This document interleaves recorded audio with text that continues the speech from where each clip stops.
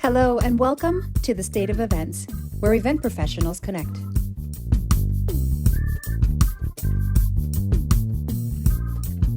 Shaquila Stewart is a motivational speaker, transformational coach, and CEO of Walk This Way Movement, Inc.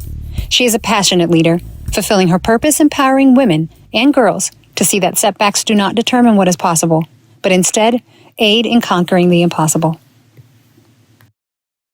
Welcome to the State of Events. I'm so happy to have you here. It's great to see your beautiful face. Listeners, I know you cannot see this beautiful queen in front of me, but we have Shaquila Stewart on with us today to talk about the attitude of gratitude and generosity. Shaquila, welcome.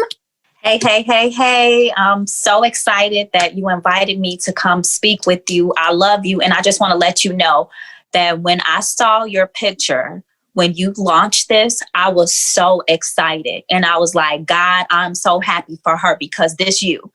I was just so happy. I'm not even lying. I was just so happy for you. So I just want to let you know that from my heart. Congratulations, girl. You got this. Thank you. Yeah. Thank you. You are my sister from another mister. I appreciate that. This is definitely a God thing and the direction that we're going. And he's definitely putting his blessing on this and taking it to places we never thought it would go. So, thank you for that. So this month we are talking about attitude of gratitude and generosity. And obviously, as you know, we get closer to the holidays, we want to, sort of share the love, but we also want to create a space for people in our industry to understand the true meaning of being generous and giving back our time, giving back our servitude. And so all this month we've been featuring nonprofits. We've been featuring companies or people that have a philanthropic leg to what they do, maybe on the business side. And we've been highlighting that. I could not have gone this month without featuring someone like you, Shaquila. Can you please tell our listeners a little bit about what you do and about your platform? Yes. So I am an author, speaker, and confidence coach and founder of Walk This Way Movement, Inc., which helps women and teen girls build self-esteem and confidence. And so I started it back in 2015 in Chicago, and I transitioned to LA in 2017. Can you tell our listeners a little bit about why this movement, what is the movement, and just a little bit about your heart behind the mission? So when I started Walk This Way movement back in 2015, you will not believe it, but I started it as a runway workout for women. I know, right? Right. I know.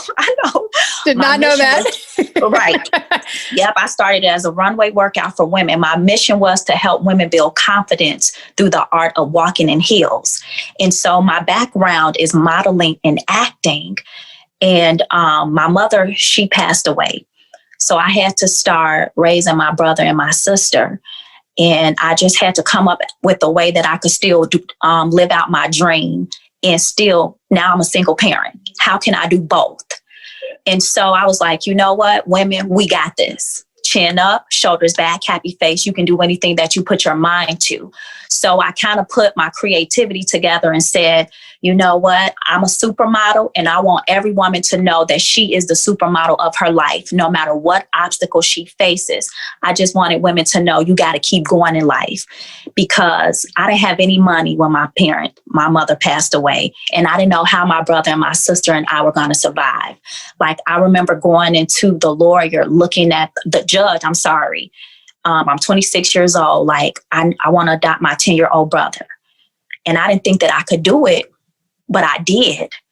So from that moment on, it showed me stop being afraid to do things that you've been wanting to do because you don't really know the strength that you have within you until it's time. And at that moment, I discovered that I had a certain amount of strength in me that I didn't know that I had. And so I wanted all women to be confident. I wanted women to know, don't ever settle in life. Don't ever think that you can't live out your dream or, whatever it is that you want to accomplish in your life. So I started Walk This Way, the runway workout. So how did this pan out then? Did you just kind of, tell all your friends, hey, I'm going to have this runway walking thing and an event or whatever, and they would come? Or how did you really start in that earlier time? So I'm going to tell you how it happened. It was so prophetic. So I had a dream. I took a nap and I had a dream of a hill. It was pink, black, and white.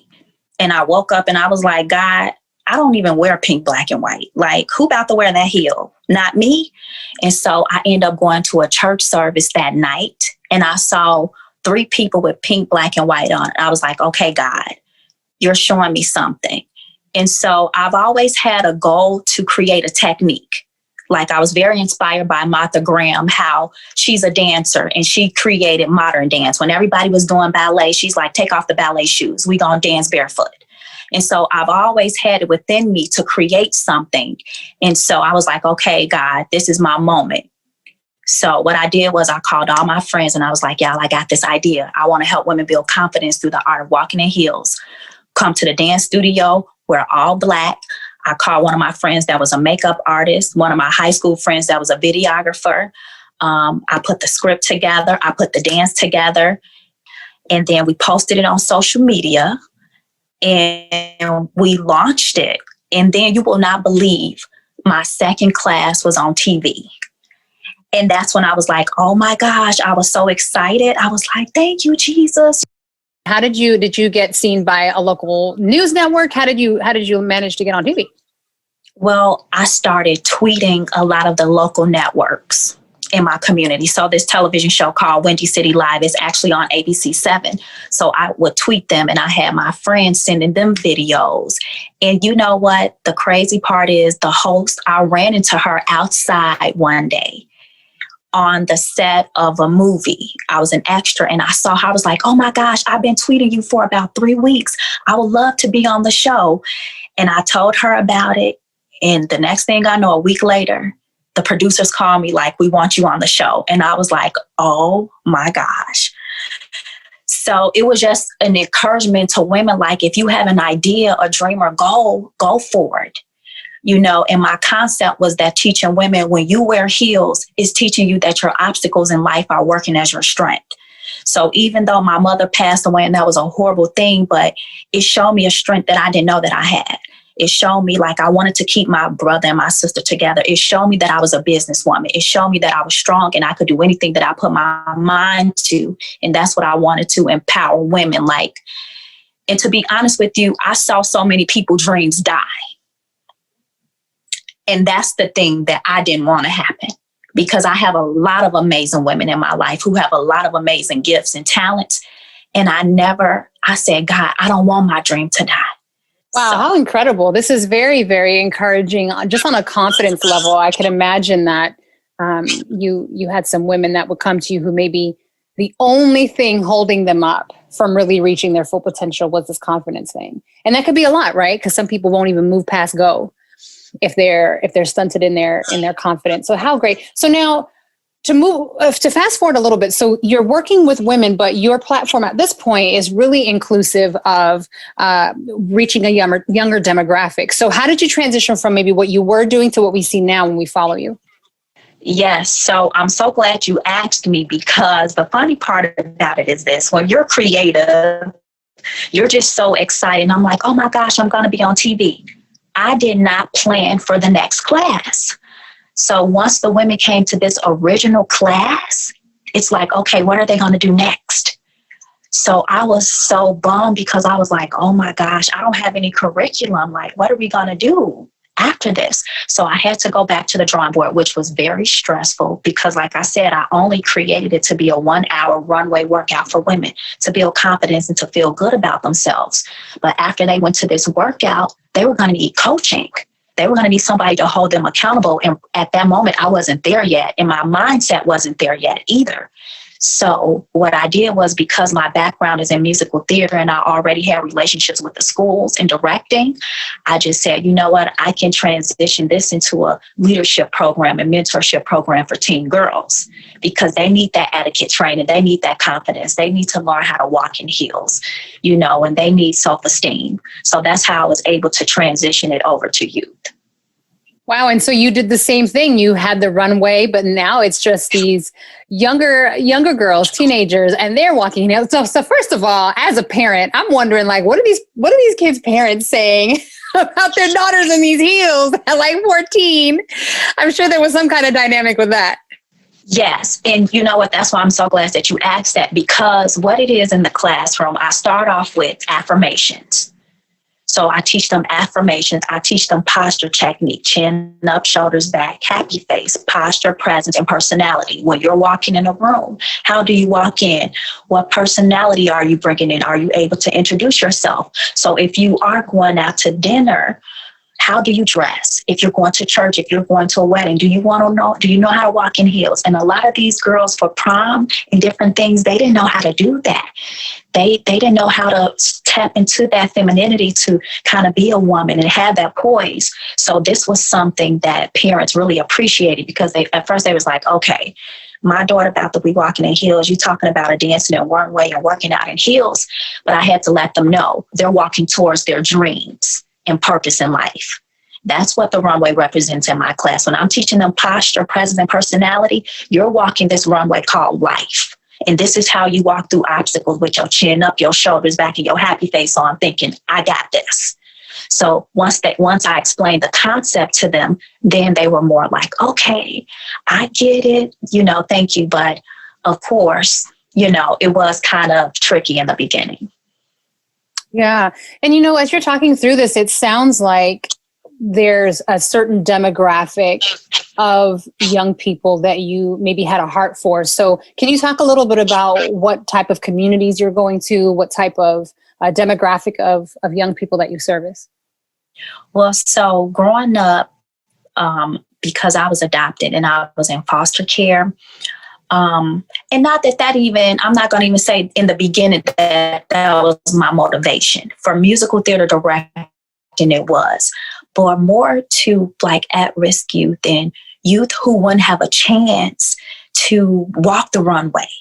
Girls who wouldn't have a chance for their mom to tell them, you are beautiful, you are strong, you are talented, you are creative. Because when I was in high school, I went to modeling and acting school, and my mother's friend actually sponsored me to go. So that was my give back. I wanted to go to these at-risk communities where students, I could introduce them and let them know, hey, you want to be on the runway, you want to act, you want to model, you want to dance, your dream can happen, and I'm here to help you.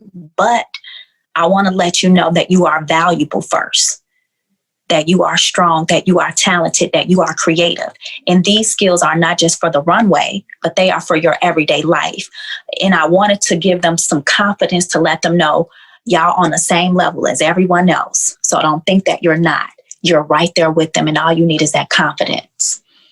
So starting a movement is obviously difficult, particularly if you're going to communities where there's a lack of resources, where there's a lack of access, and where there's even maybe low mentorship, right? And so as you did with the adult women, you were developing a program rather for them to do after they came through that. But when you work with young people, what were you noticing that maybe were some of the disparities for the group of young people after they went through your program? I created a 10-week curriculum for them. And so I would go in the schools 3 times a week and teach them this curriculum. And we would do affirmations. I would teach them emotional outlets. Social emotional learning is really big in our programs with the youth. But once they go through the 10-week program, if they're not getting that encouragement and different things at home, it's hard for it to stick with them. So it's really our challenge was the instructors and I is really instilling them, teaching them how, you have to be self-motivated. Sometimes you're not going to have your parents there to encourage you. So you have to sit down and look yourself in the mirror, write down your dreams and goals and be determined to accomplish them no matter what. So what helped me was I used to share my story with them a lot. And you never know how you're empowering them until years later now, which is so funny. Some of the girls I work with, they're going to college now, and they'll tag me on Instagram like, Miss Stewart, I remember you told me chin up, shoulders back, happy face when I was having such a horrible day.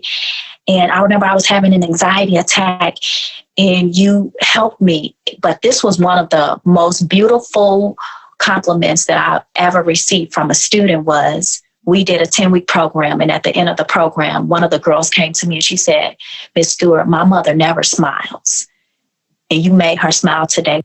And she gave me a hug, and I was like, but when you are in communities like that, and you single parent homes, and shout out to all the single moms because it's hard.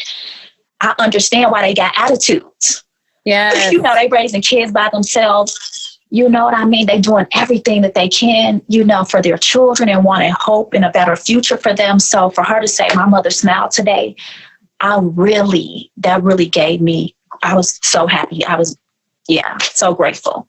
And it's interesting because these are the things when we just do the littlest of things, right? The littlest of brightening up somebody's day. These are the things that stick with you when you become older and you're like, yeah, I remember the fourth grade teacher who told me chin up. I remember the class that I took that at first was probably like somebody forcing me to go to, right? It's these little bits of encouragement that we remember when we're older and that actually can change the trajectory of our life, quite frankly. And so kudos to you for doing something like that and identifying that there is a bigger need than just needing to be able to walk in heels. And that's where I had to get broken. And that was my transition from Chicago to LA when I came. I was sitting on my bed and I was praying, and God, the Holy Spirit speaks to me and says, you don't overcome these obstacles walking in heels, right? And I could have fell to the floor. When I tell you that was because nobody could have told me that, because I was so committed to this mission. I was so committed to this concept because I'm like, I done been on TV. Like, I had this dream. Like, can't nobody tell me? Like, nobody could have told me that. But the Lord had to reveal, like, Shaquila, you're leaving me out. Because for the demographic of people that I serve, I can't go to them and tell them, you about to overcome heartache. You come and overcome a depression from walking in heels. Like, no. I had to be authentic and be honest with myself and say, you know what? I overcame through Christ. Tell your story. Tell how when you were in foster care and God came through for you. And when I lost my mom, it was God that gave me the strength to adopt my brother and raise my siblings. It wasn't me walking in heels, so I really had to go back to the drawing board, and I really had to chin it down, like get in God's face and just say, you know what, God, forgive me. I invite you in. Help me not be ashamed of my story. And help me, because these are my women that I'm working with, women who have dealt with shame, abuse and abandonment and rejection, and teens and girls. Like, I got to tackle them right now so they don't end up in, abusive relationships, or, you know what I mean? So I had to really, when I came to LA, I had to get authentic with myself and with my story. I love what you said. You said that you can't just go into any space depending on, the demographic of people you're serving. You can't just go up in there and say, oh, you got depression issues. Oh, you got daddy issues. You can't do that. There is a certain approach for a certain demographic. I love how you were like, I have to actually get strategic with how I approach this community. And I just think that the bravery for you to come over to Los Angeles and its communities, and as someone who's been here for 12 years and lived in California my whole life, there are certain communities that are tougher than others. And I just commend you for having the courage and the confidence. Shaquila, you have written a book. Again, more kudos to you, girl. When do you sleep? I mean, I see you all over the place. You over here, you over there, you writing books. But you have an amazing book called Chin Up, You Got This. Please tell us a little bit about your motivation for writing this book. What really encouraged me was that it was just a healing journey for me to tell my story on, just for youth who just been in the foster care system, and to give them hope and let them know no matter what you've experienced in life, your dreams and goals in life can come true. But also for women, to let them know how sometimes you give up what you want for God, for what God wants for your life, and then you end up getting what you want. And so the unique thing is, like I said, when I came to California, God was like, okay, I need you to let go of your dream of acting. And I was like, what? I was like, God, you're doing too much. This is not you. I didn't think that I was hearing him clearly. I've been wanting to move to LA for 15 years. Finally, I moved here. Then God, you telling me to lay down my dream of acting. And so once I did that, though, it was like God was telling me, Shaquila, you are enough. You are enough. Your value doesn't come from your dream. Your value doesn't come from a man. Your value doesn't come from money. Daughter, you are enough. Your value comes from me. And so he was just letting me know that my fulfillment was going to come from him and not me achieving my dreams and goals in life. And once I was able to let it go and give it to him, he gave it back. He just wanted to teach me a lesson about character, so I won't go crazy if my dream did or did not come true. So that's when I say walk this way towards self-worth, your dreams and your purpose. Your dream is what you want. Your purpose is what God wants for you. And I love how you title this "Chin Up, You Got This," because I think a lot of times, obviously for all intended purposes, that the title sounds like a self-help book. But I think by you incorporating your journey and your testimony, it goes from being a self-help book to actually being an applicable encouragement on how to actually walk in your worth, to walk in your value, and just encouraging people that, hey, no matter what the trial, no matter what the background looks like, which is what a lot of our young people need to hear, particularly those who will grow up post-pandemic, if we're honest, right? Those of us who are those kids are young people who will grow up post-pandemic. They will have the residue of what the pandemic was that might inform them of their future. But I think what you've done and the work that you do is saying that regardless of those circumstances, regardless of the cards that you were dealt, chin up, you got this. I remember one of my students, I was just letting her know that it's all working in their favor. And they just have to have hope, and just teaching them during times like this is when they can be most creative and create an answer and solve a problem in the earth that hasn't been done before. So I tell them some of my most memorable things that I've created was in times where it was trauma and, unfavorable circumstances happening for me, that I was able to create Chin Up, You Got This. That I was able to write my book, that I was able to be a mentor to them because of the different things that I've experienced. So it's just constantly encouraging them and letting them know, you're going to make it through this. You're going to be okay. What are your gifts and talents that you can develop now to get you to the next level? Continue to read in books, continue to communicate with your friends, use social media as a positive platform, to encourage others. So I'm always telling the youth, create. How can we support the work that you do, even though, obviously the things that you do just from an event standpoint are event related, but how can we actually collaborate and work together, strengthen our ecosystem in the event industry, and then also strengthen the ecosystem of the demographic that you serve? That's a great question, because with a lot of the girls that I work with is teaching them goal setting techniques. What is a goal that you have? And, someone like you coming in and just explaining them what your everyday from 9 to 5, what does that look like for you? Introducing them to what an event planner does. Just giving them another career goal and opportunity, but also telling them the struggles that you have overcome with event planning, because they have to know that, as a career woman, you're going to have different obstacles and struggles, but that doesn't mean that you stop. And I think to internships, if you all developed internships, shadowing days where students could shadow you to see how you are able to solve problems day in and day out when they arise, because we know that 2 months from now, if you have an event, everything isn't going to go perfect. But I think the cool part about event planning that maybe if a student shadowed you for 2 months or 3 months, that they will see, because you don't know what the final production is going to be until the day of. You plan and you plan and you plan, but the day of, you're hoping it's going to be great, but you really don't know. And I think for them to go through that process with you is teaching them a life skill of perseverance, to take risk, to be creative, to problem solve really fast, to think on their feet fast, to take their creativity to another level. So I think what you all do would be amazing for our young girls to see, and just to use their creativity in a different way. It's just teaching them how to work behind the scenes to make a community better, to teach them you don't have to be in the spotlight in order to make an impact.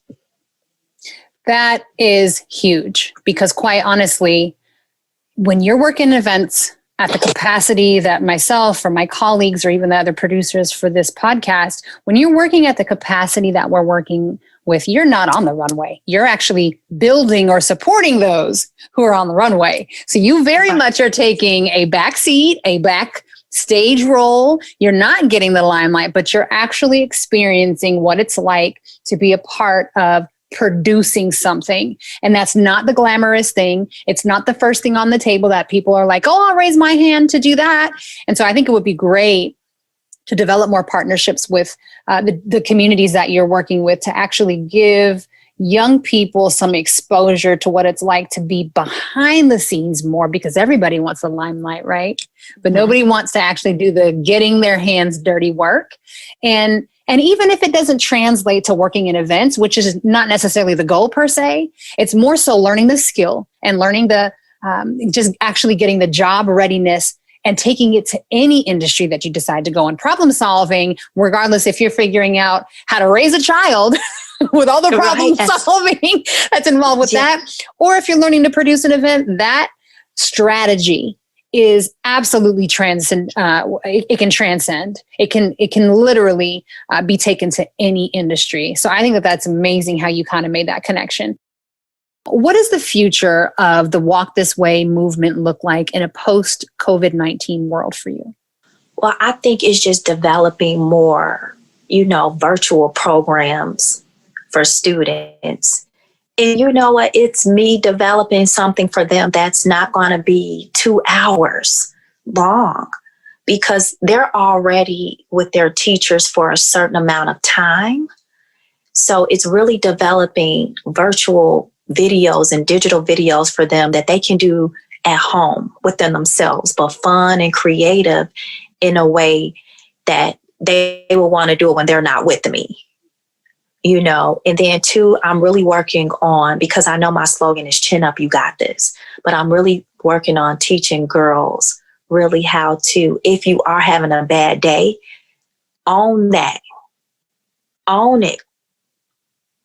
Don't stay there, but own it, because I just don't want them to think you're going to wake up with your chin up, because you're not waking up with your chin up. So it's just teaching them how to own how you're feeling right now. And then let's work from there. We'll work our way to our chin up. You're going to get there. But I want you to start and be authentic with what you're feeling right now. What are some of the first steps that some of our listeners can take to be a part of the work that you do? Well, the first and foremost thing, if you ever see a young person on the street, encourage them. That's the one thing. Tell a young person hi, give them hope, let them know, chin up, you got this. If you could do that, chin up, you got this. Look them in the eye and say, you're beautiful, you're strong, you're creative. Encourage them. You can also go to my website at walkthiswaymovement.com, and you can purchase a book or a t-shirt. And whenever you purchase a book, one goes to a freshman college girl. So anytime you purchase any of my books, one goes to a girl in college, a freshman in college. We have mentorship programs. So if you know a teen girl who may need self-esteem or confidence building, give our information to her mother and parents or your cousins or any family member that you know, and let them know about our programs. If you know a woman who may need some self-esteem coaching or who need community or support system, send them over to walkthiswaymovement.com so that she can build community and start building self-esteem as well. This month, like I said before, in the state of events, we are creating a culture of attitude of gratitude, an unwavering one. And so I would be remiss if I did not ask you the question of the month. What are you thankful for? You know what? I'm so thankful for community, family and friends and community. I have some amazing friends who really are encouraging and who are very supportive. So and they're honest too. So I'm just very thankful for my family. I know it sounds cliche, but I'm so grateful for my family and friends this year. I really am. Shakila, thank you so much. I appreciate your time. Whenever you're ready to come back to LA, we need you. We are rebuilding this city. We need you. Come on back. The new year is so promising, and I can't wait to partner with you more. Can you drop just your handles? How do we reach you on social media? So you can go to Instagram, Walk This Way Movement, or you can go to @Shakila Stewart on Instagram. Facebook is Shakila Stewart, LinkedIn, Shakila Stewart. So yes, please stay connected and please stay in touch and chin up. You got this. You've been listening to The State of Events, where event professionals connect. For more episodes, you can find us on Spotify and iTunes. To engage with us on social media, look for @the_state of events. Also, we would love to hear from you.